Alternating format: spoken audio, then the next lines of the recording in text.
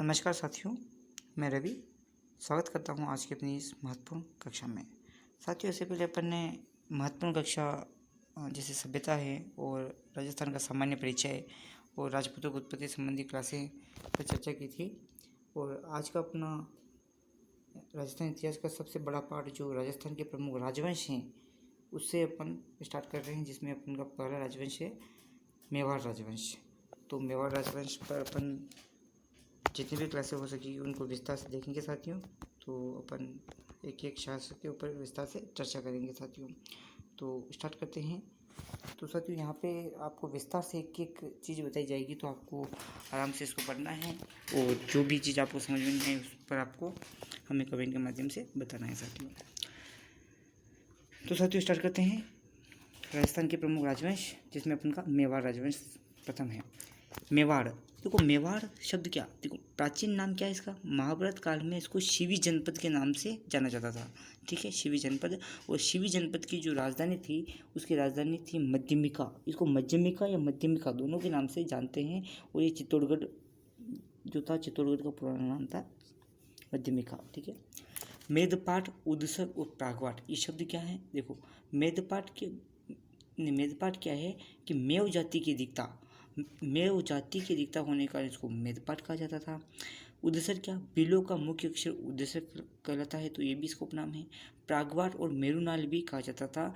पहाड़ी क्षेत्र का प्रमुख जो राजवंश था उसको अपन प्रागवाट या मेरुनाल के नाम से भी जानते हैं। तो ये मेवाड़ के उपनाम है। क्या क्या नाम है, मेदपाट, उदसर, प्रागवाट और मेरुनाल। ठीक है साथियों, ये आपको ध्यान रखना है। ठीक है। और शिवी जनपद की राजधानी मध्यमिका। आगे बढ़ते हैं साथियों। मेवाड़ राज्य का राज्यवाक्य क्या, देखो मेवाड़ राज्य का राज्यवाक्य, देखो ये आपको विशेष ध्यान रखना, जो दृढ़ राखे धर्म को ताहि राखे करतार। साथियों, जो दृढ़ राखे धर्म को, इन धर्म को दृढ़ रखने वाला, ताहि राखे करतार, ये इसका क्या है, एक जो राज्य वाक्य है। आप मेवाड़ में कहीं भी घूमने जाओगे तो आप इस वाक्य को जगह जगह लिखा हुआ पाओगे। क्या क्या वाक्य है, जो दृढ़ रखे धर्म को ताहि राखे करतार। ठीक है। और यहाँ पे आपको एक ध्वज का चिन्ह भी दिखाया गया है। जो ध्वज का चिन्ह जैसे एक तरफ तलवार लिए हैं और एक तरफ बाला लिए हैं और बीच में सूर्य का निशान है और नीचे अतः अतः लिखा हुआ है साथियों। ठीक है, आप देख सकते हो। तो आगे बढ़ते हैं साथियों। वंश, अब वंश कौन सा, इस मेवाड़ में किस वंश ने शासन किया था, तो सबको पता है गोहिल वंश। गोहिल वंश का यहाँ पे अधिपत्य रहा है साथियों। विश्व का सबसे प्राचीन जीवित राजवंश के नाम से गोहिल वंश जाना जाता है। जीवित राजवंश से यहाँ पे क्या तात्पर्य है, जो अभी तक वर्तमान में भी इस वंश जो गोहिल वंश है इसका अभी वर्तमान में भी आपको यह देखने को मिल जाएगा। इसी को अपन सिसोदिया भी कहेंगे। ठीक है साथियों। मेवाड़ में गोहिल वंश की स्थापना 567 ईस्वी में गोहिल या गुहादित्य या गोहिलोत, अब तीनों नाम आपको मिल सकते हैं, गोहिल, गुहादित्य या गोहिलोत के द्वारा 567 ईस्वी में गोहिल वंश की स्थापना होती है। देखते हैं आगे। कुल देवता कौन, कुल देवता, देखो साथियों यहाँ पे एक एक जो पॉइंट है आपको इसको विशेष देखना है। एक एक पॉइंट यहाँ पे विशेष समझाया गया है। कुल देवता, कुल देवता एकलिंगनाथ जी, एकलिंगनाथ जी का मंदिर कहाँ, कैलाशपुरी उदयपुर में स्थित है। एकलिंगनाथ जी इनके कुल देवता हैं। अब एकलिंगनाथ जी के मंदिर का निर्माण किसने करवाया है, तो बप्पा रावल करवाते हैं। पाशुपत संप्रदाय की यहाँ पे पीठ हैं। आराध्य देव कौन होते हैं, तो गढ़बोर देव या गढ़बोर जो चारभुजानाथ का मंदिर है वह ये कहाँ पे स्थित है, यह मतलब राजसमंद में स्थित है। ठीक है। ये इनके आराध्य देव हो जाते हैं। कुल देवी कौन है, कुल देवी बाण माता है जो चित्तौड़गढ़ दुर्ग में स्थित है। इसी के पास में अन्नपूर्णा माता का मंदिर बनाए, ये हम पढ़ेंगे। अन्नपूर्णा माता मंदिर का निर्माण कौन करवाता है, तो हमीर करवाता है। आगे हम देखेंगे इसको। कुल देवी कौन, बाण माता। आराध्य देवी कौन, आराध्य देवी गढ़बोर माता जो राजसमंद में स्थित है वह आराध्य देवी हैं। ये पॉइंट से आपको ध्यान रखना है। गोहिल वंश की 24 शाखाएं, अब मुनोत नैन्सी और कर्नल टोड ने गोहिल वंश की 24 शाखाओं का वर्णन किया है। यही आपको मुनोत नैन्सी ने गुजर बतियारों की 26 शाखा बताई है। तो ये आपको विशेष अंतर करना है, ध्यान रखना। तो 24 शाखा तो किसकी बताई है, गोहिलों की बताई है।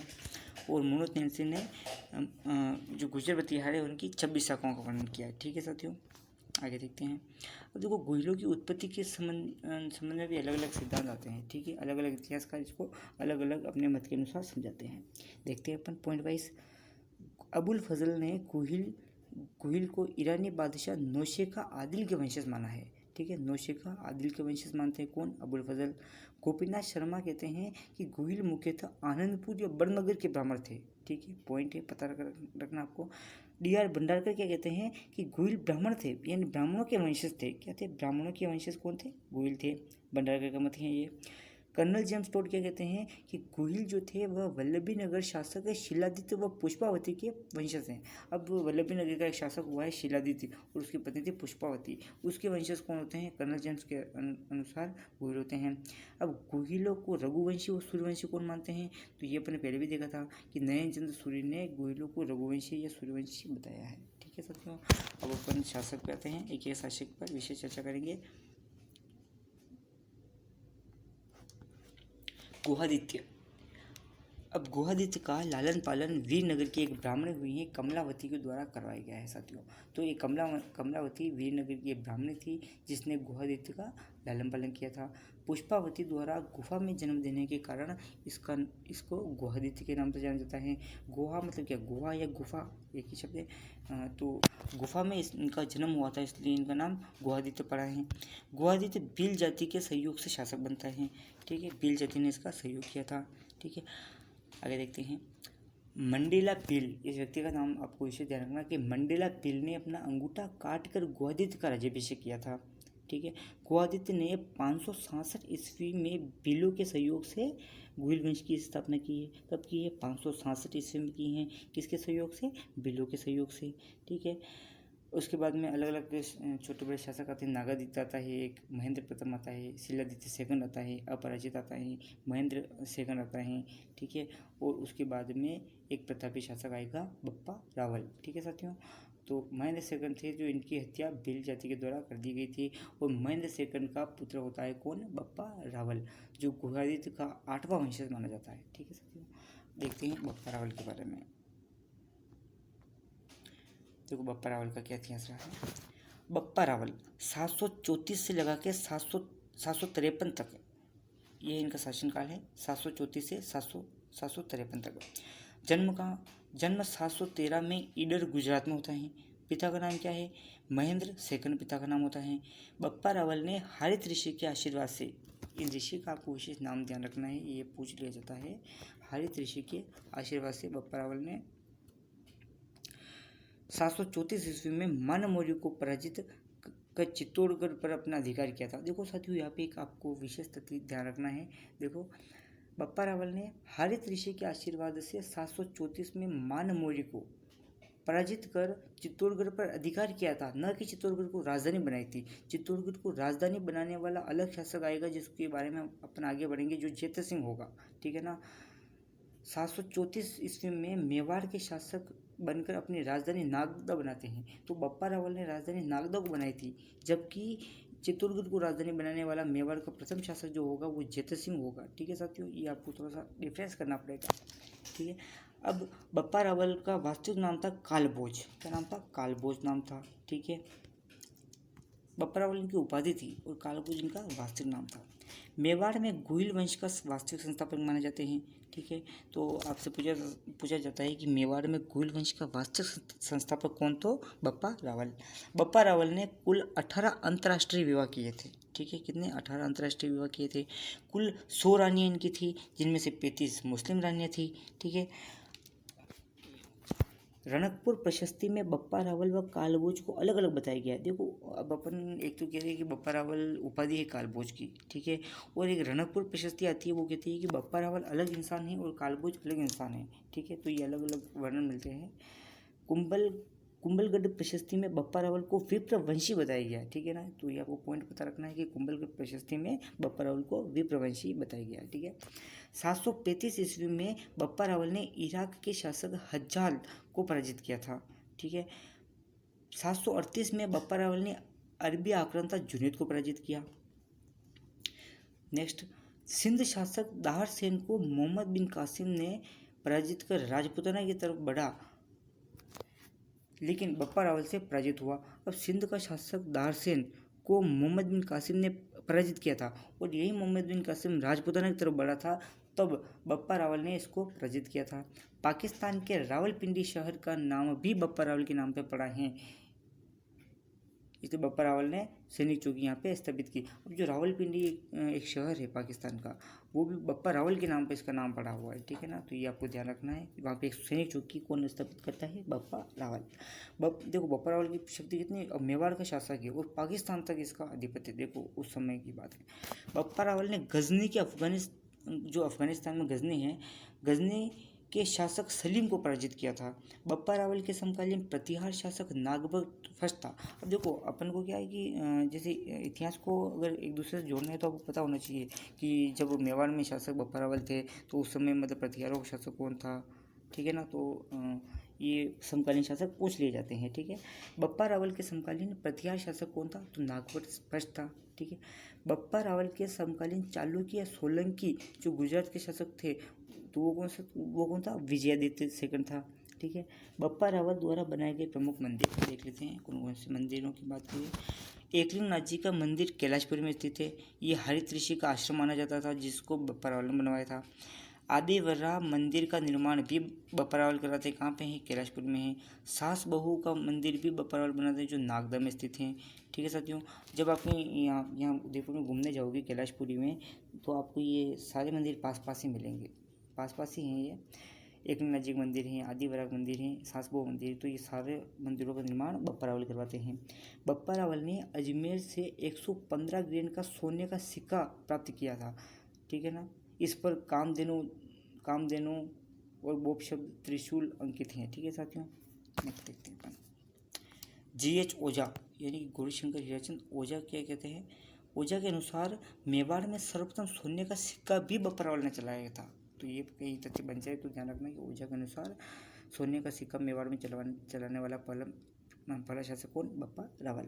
753 ईस्वी में बप्पा रावल ने राजकार्य से संन्यास ले लिया था, ठीक है। कब? 753 में इन्होंने राजकार्य से संन्यास ले लिया था और 810 में जाके इनकी मृत्यु होती है, 57 वर्ष में, ठीक है। समाधि इनकी कैलाशपुरी में स्थित है, उदयपुर, ठीक है। कर्नल जेम्स टोड के अनुसार बप्पा रावल की मृत्यु खुरासान में हुई थी। अब ये टोड का मत है कि इनकी मृत्यु खुरासान में हुई थी, ठीक है साथियों। तो ये बप्पा रावल अपना कंप्लीट होता है। अगला शासक अपन देखते हैं कौन आते हैं? अल्लट की क्या महत्वपूर्ण बातें हैं देख लीजिए।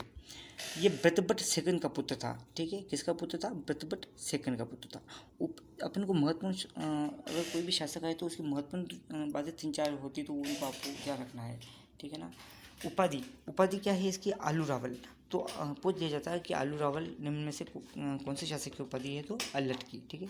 प्रथम शासक जिसने नौकरशाही का गठन किया था, विशेष ध्यान रखना है कि नौकरशाही का गठन करने वाला शासक कौन था? तो अल्लट, ठीक है साथियों। अल्लट जो था उसने नौकरशाही का गठन किया था। अल्लट ही वह प्रथम शासक था जिन्होंने अंतर्राष्ट्रीय विवाह किया था। तो मेवाड़ का शासक देखो, हालांकि हमको वो भी मिलता है कि बप्पा रावल के बारे में मिलता है कि अंतर्राष्ट्रीय विवाह उन्होंने भी किए थे, लेकिन एक प्रमाणिक की बात करें तो प्रथम शासक जिन्होंने अंतर्राष्ट्रीय विवाह किया वो कौन? अल्लट था। हुण की राजकुमारी हरिया देवी से ये विवाह करता है, ठीक है। अल्लट ने आहड़ को राजधानी बनाया था, ठीक है।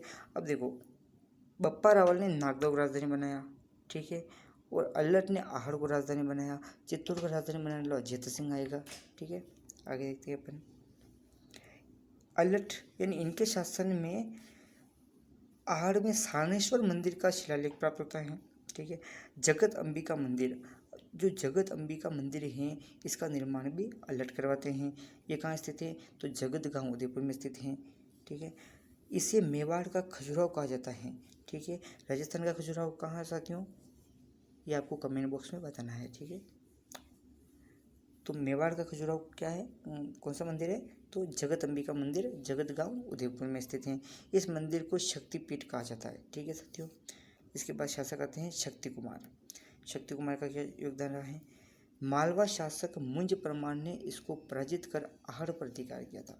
यानी कि मालवा का एक शासक हुआ है मुंज परमार जिसने शक्ति कुमार को पराजित किया और आहड़ पर अधिकार किया था। मुंज परमार के छोटे भाई नर सवसांग के पुत्र भोज परमार, यानी उसका छोटा भाई था नर सवसांग, इसका पुत्र था भोज परमार, ठीक है। भोज परमार, अब इसका उपनाम है त्रिभुवन, ठीक है साथियों। आप लोगों को एक एक पॉइंट को विशेष तरह समझना है कि त्रिभुवन नारायण का मंदिर कैसे बनेगा, सब एक चीज़ समझो यहाँ पे कि मुंज परमार का छोटा भाई कौन? नव सवसांग, ठीक है। और इस नव संस्थान का पुत्र था भोज परमार और इसी का नाम था त्रिभुवन ने चित्तौड़गढ़ दुर्ग में त्रिभुवन नारायण का मंदिर का निर्माण करवाया था। ठीक है, अब यह त्रिभुवन नारायण का मंदिर जो है, आगे देखो उसको, वर्तमान में इसे मोकल मंदिर, अब मोकल कौन, ये भी अपन बात करेंगे। मोकल मंदिर या समिदेश्वर मंदिर के नाम से भी जाना जाता है। मोकल इसलिए कि आगे एक शासक आएगा मोकल, तो मोकल ने इसका जीर्णोद्धार करवाया था, तो इसको मोकल मंदिर के नाम से भी अपन जानते हैं और समिदेश्वर मंदिर के नाम से भी जानते हैं। ठीक है, ये वही मंदिर है त्रिभुवन नारायण मंदिर। ठीक है, मुंज परमार के आक्रमण के समय राष्ट्रकूट शासक धवल ने शक्ति कुमार की सहायता की थी। अब मुंज परमार ने आक्रमण किया था और राष्ट्रकूट शासक था धवल, उसने शक्ति कुमार की सहायता की थी। ठीक है साथियों, तो ये अपने शक्ति कुमार कंप्लीट होते हैं। इनके बाद में अंबा प्रसाद है, शुचि शर्मा है, हस्तपाल है, वेरी सिंह है, विजय सिंह है, रण सिंह है, इस प्रकार शासकों का क्रम आता है। लेकिन इनका कोई महत्वपूर्ण योगदान नहीं था, इसलिए इनके बारे में अपन ज़्यादा बात नहीं करेंगे। ठीक है साथियों, वेरी सिंह का क्या योगदान है, इसने आर नगर का परकोटे का निर्माण भी करवाया था। ठीक है, रण सिंह, अब देखो यहाँ से थोड़ा सा इतिहास को थोड़ा आपको व्यवस्थित लिंक करना है कि यहाँ से क्या यहाँ से जो गोइल वंश है दो शाखा में विभाजित होगा। देखो आगे देखते हैं अपन। रण सिंह, इन्हीं को अपन कहते हैं कर्ण सिंह। ठीक है, रण सिंह या कर्ण सिंह। अब रण सिंह कर्ण सिंह के कितने पुत्र थे, दो पुत्र थे। कौन कौन से थे, एक तो था क्षेम सिंह और एक था राहब। ठीक है ना, कितने पुत्र हैं, दो पुत्र हैं इनके, एक तो है क्षेम सिंह और एक है राहब। ठीक है साथियों, एक और ये दो। ठीक है, तो एक क्षेम सिंह है, एक राहब है। क्षेम सिंह जो थे ये रावल शाखा का प्रारंभ करते हैं। ठीक है ना, इस शाखा को राघव या गोइल शाखा के नाम से भी जाना जाता है। ठीक है, और राहब जो हैं ये सिसोदा गांव की स्थापना करते हैं। ठीक है, और ये जो शाखा है यहाँ से राणा शाखा की स्थापना होती है और इस शाखा को सिसोदा शाखा भी कहा जाता है। तो गोइल कौन सी शाखा से है, तो क्षेम सिंह वाली शाखा से है, जबकि सिसोदा कौन सी शाखा से है, तो वो राहब वाली से है। ठीक है ना, तो ये आपको ध्यान रखना है कि अब जो रण सिंह थे उनके दो पुत्र थे, एक क्षेम सिंह था, एक राहब था।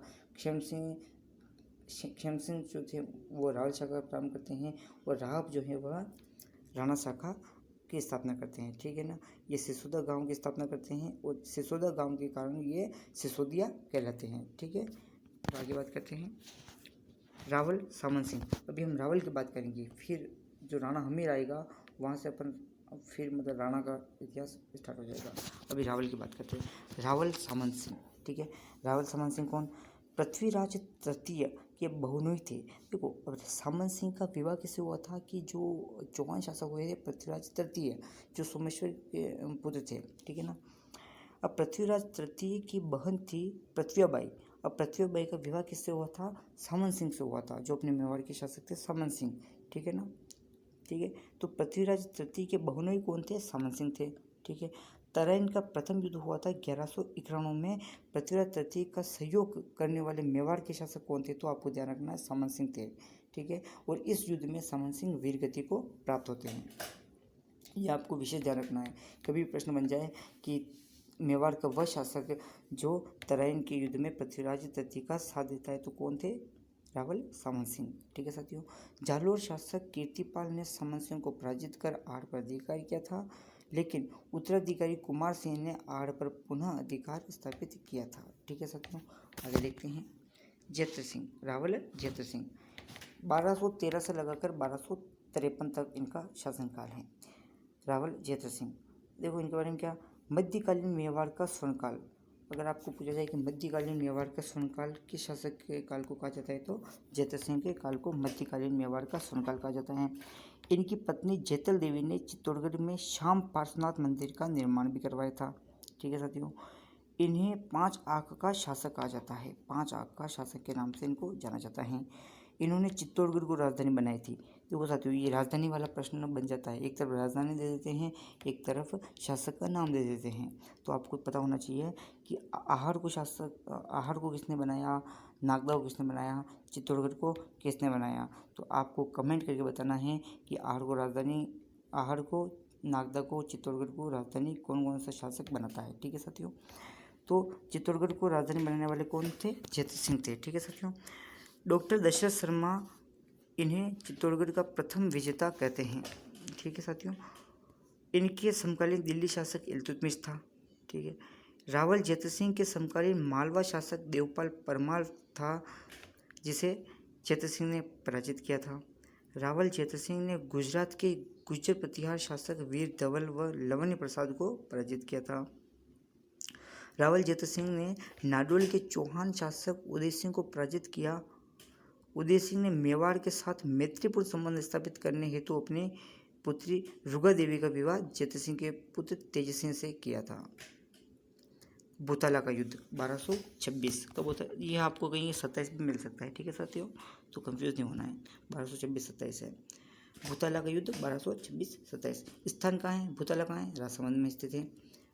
किस किस के मध्य होता है? जैत सिंह व इल्तुतमिश के मध्य होता है। ठीक है। इल्तुतमिश उस समय कौन था? दिल्ली का शासक था, ये गुलाम वंश का शासक। तो जैत सिंह और इल्तुतमिश के मध्य कौन सा युद्ध होता है? भूताला का युद्ध। कब? 1226-27। विजेता कौन होता है? जैत सिंह होता है। कारण दोनों शासकों की साम्राज्यवादी विस्तार की नीति। ठीक है। गोपीनाथ शर्मा इस युद्ध का समय 1222 या 1229 के मध्य बताते हैं।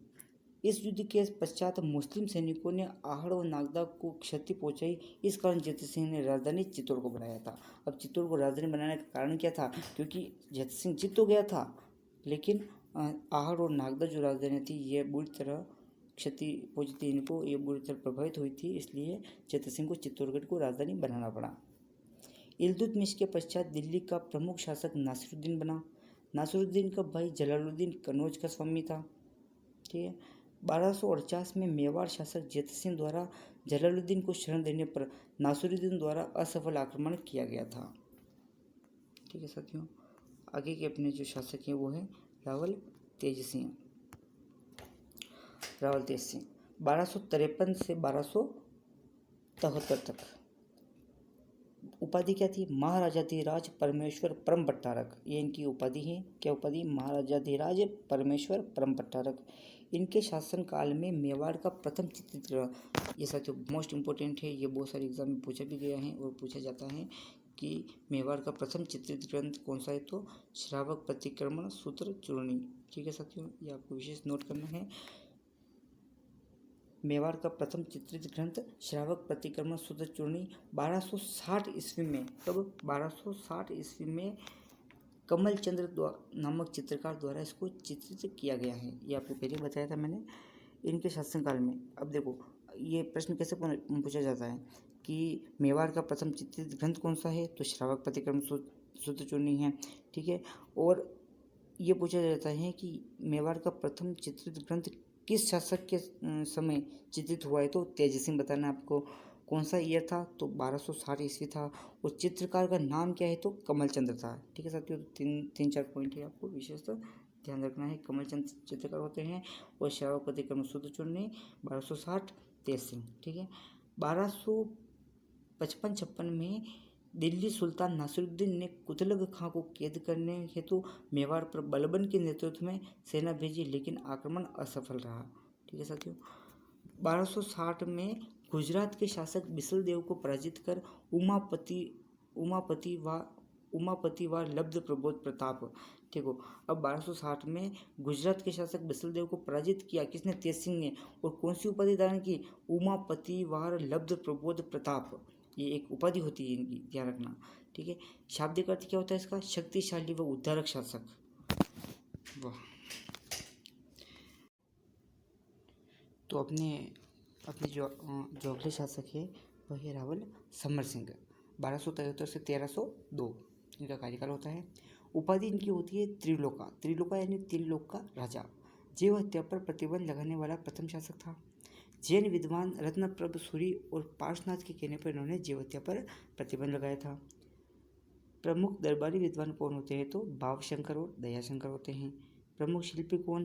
कर्म सिंह, पद्म सिंह और कैल सिंह इनके शिल्पी होते हैं। समर सिंह के समकालीन दिल्ली शासक जेके और एके थे। ठीक है साथियों। 1299 में एके के सेनापति उल्गू खां के गुजरात अभियान पर जाते समय समर सिंह ने उल्गू खां को आर्थिक दंड दिया था। समर सिंह के काल में कुल 8 शिलालेख प्राप्त हुए थे। आबू शिलालेख, दरिबा शिलालेख, चिरवा शिलालेख और 5 चित्तौड़गढ़ वाले शिलालेख। 1302 में समर सिंह की मृत्यु हो जाती है और इनके 2 पुत्र थे, एक था कुंभकर्ण और एक था रतन सिंह। कुंभकर्ण ने नेपाल में गोइल वंश की स्थापना की थी और रतन सिंह अपने मेवाड़ में थे 1302 से 1303 तक। 1 वर्ष का इनका राजकार्य है। रावल रतन सिंह 1302 से 1303। रावल रतन सिंह के समकालीन सिंहल द्वीप यानी सिलोन यानी श्रीलंका का शासक गंधर्व सेन, यानी श्रीलंका में एक सिलोन द्वीप या सिंहल द्वीप पड़ता है, वहाँ का एक शासक था गंधर्व सेन और वह रानी पद्मावती की पुत्री रानी चंपावती गंधर्व सेन और चंपावती की पुत्री होती है पद्मिनी या पद्मावती। ठीक है, पद्मिनी की सुंदरता का बखान हीरामन तोता करता है।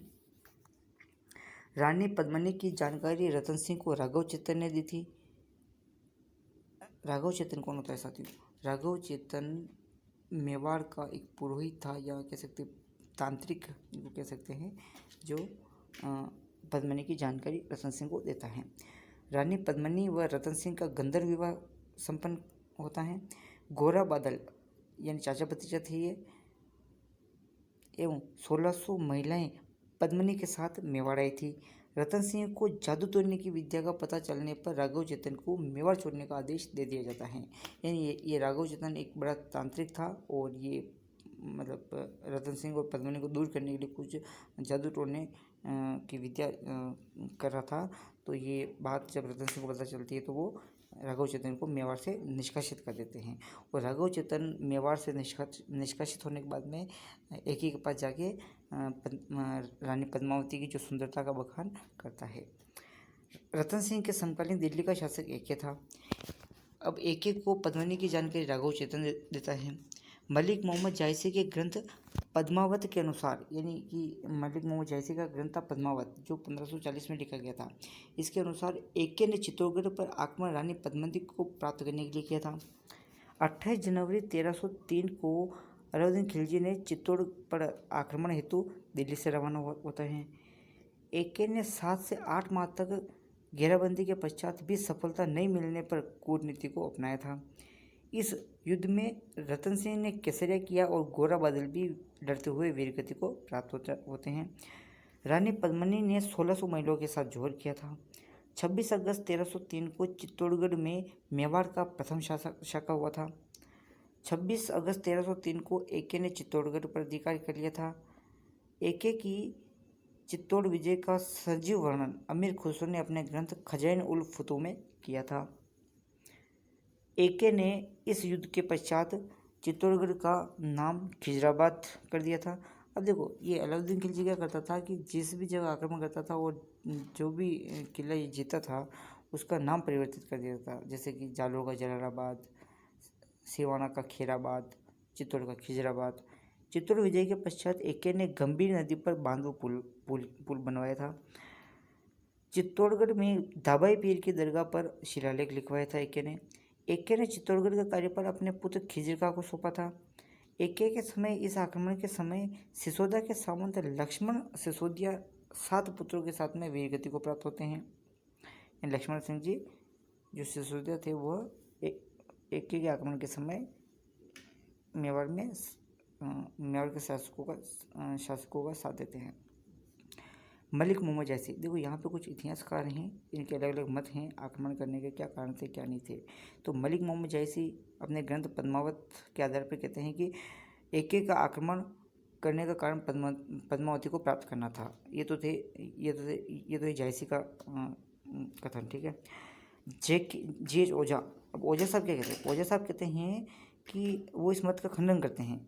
वो कहते हैं ये जो कथा है जो मतलब रानी पद्मिनी को प्राप्त करना ये वगैरह वगैरह, ये क्या है, काल्पनिक कथा है। ठीक है ना, काल्पनिक कथा बताते हैं। और आक्रमण का कारण गुजरात व एके का अधिकार करने की इच्छा को बताया था। ठीक है ना, कि एके चित्तौड़गढ़ पर अधिकार करना चाहता था, तो ये कारण बताते हैं जे ओझा। गोपीनाथ शर्मा कहते हैं, गोपीनाथ शर्मा इस घटना को काल्पनिक नहीं मानते, ये कहते हैं ये काल्पनिक नहीं है।